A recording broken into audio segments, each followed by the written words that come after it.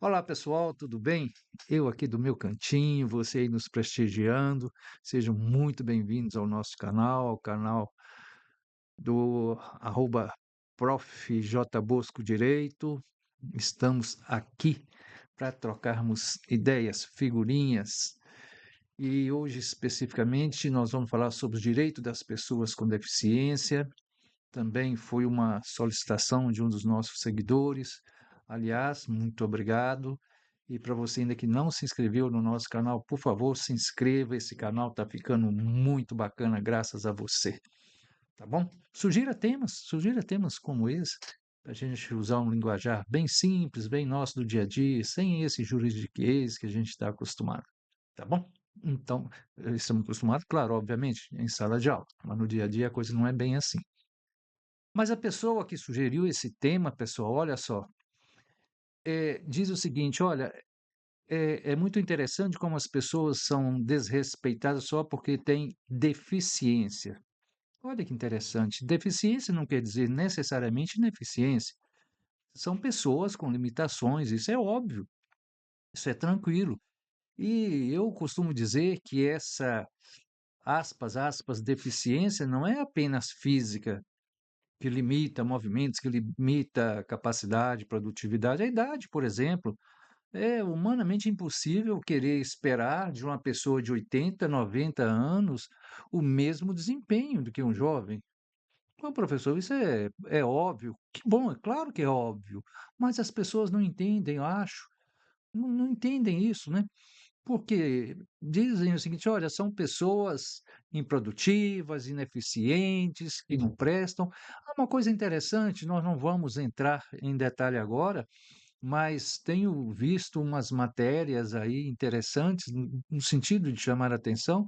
No Japão, a quantidade de pessoas idosas é tão grande, e que estão abandonadas lá num canto, que estão doentes, as pessoas tirando a própria vida. Por quê? Porque já não prestam mais, sabe? Então, assim, a sociedade nesse aspecto é muito, sei lá, há uma desumanidade muito grande nisso aí. Mas não é isso que nós vamos falar, isso é só mesmo para chamar a atenção.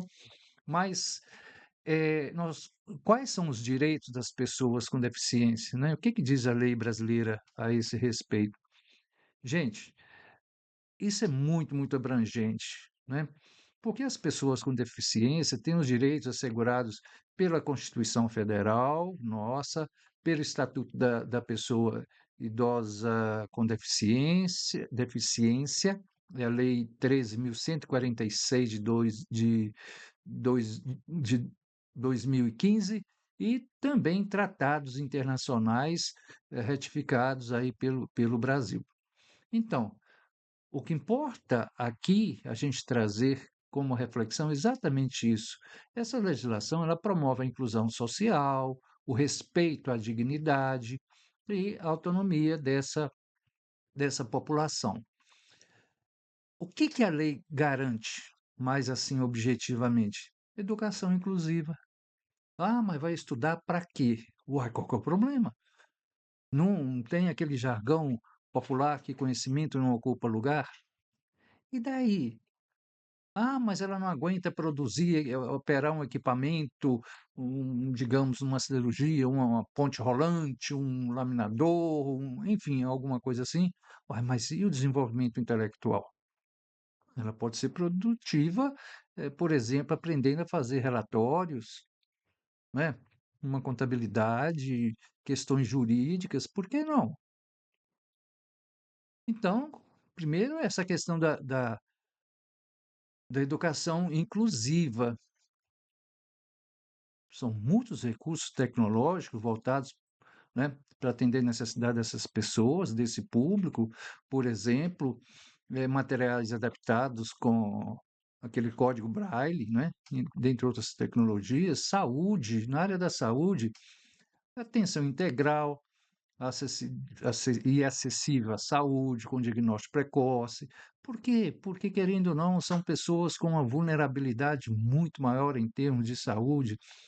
Na área de trabalho, condições justas e favoráveis no ambiente de trabalho, não é isso?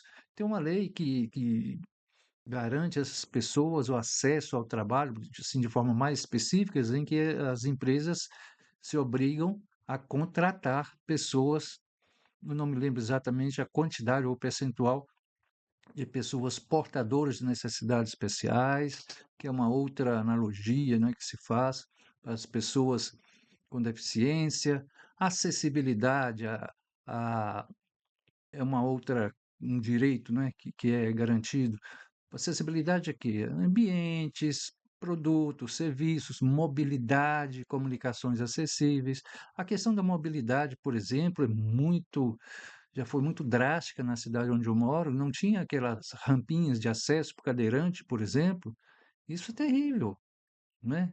Então, se eu consigo transpor lá um meio-fio com muita tranquilidade, aquela outra pessoa não. Por que que só eu que tenho esse direito e ele não? Tomada de decisões é um outro direito, eh, tomar decisões, apoiada, permitindo que a pessoa com deficiência decida sobre sua própria vida. Sim, se tem essa possibilidade, por que não? Cultura, esporte, lazer são direitos também, claro que dentro das suas limitações, dentro das suas possibilidades.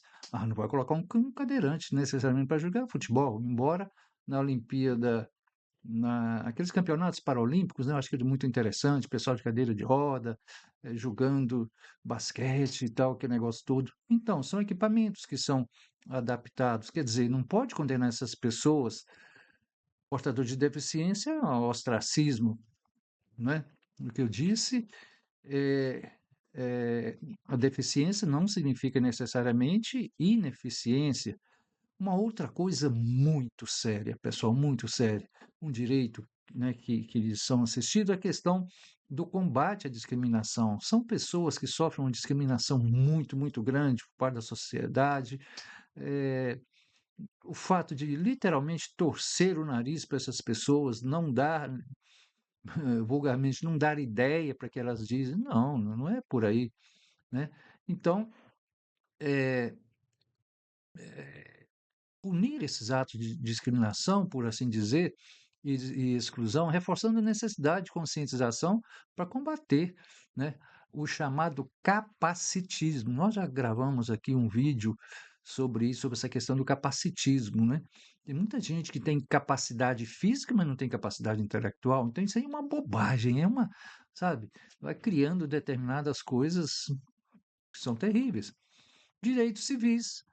A lei brasileira de que trata da Lei Brasileira de Inclusão, né, ou também chamado Estatuto da Pessoa com Deficiência, eh, reconhece a plena capacidade civil da pessoa com deficiência, por exemplo, para casar, para constituir família, para gerir seus direitos.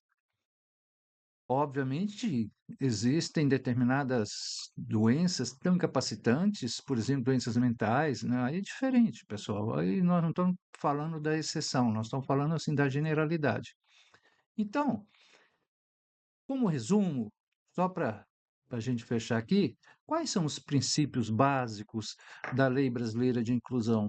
A não discriminação, que eu acho, assim, ao meu juízo, a mais importante, porque ela diz respeito ao princípio da igualdade de oportunidades, a não limitação, não limitar a capacidade de ninguém, e acessibilidade universal, quer dizer, a obrigatoriedade de tornar ambientes, serviços e produtos acessíveis a todos. Muito bem, pessoal, é isso. Assim, bem rapidamente, é isso que a gente tem para mostrar para vocês. É claro que precisaríamos aprofundar muito mais, porque tem para cada item desse a gente poderia desenvolver todo aí um direcionamento, por assim dizer, né, para cada um desses itens. Mas que fique aí o nosso agradecimento para vocês que estão sugerindo esses temas. Muito obrigado.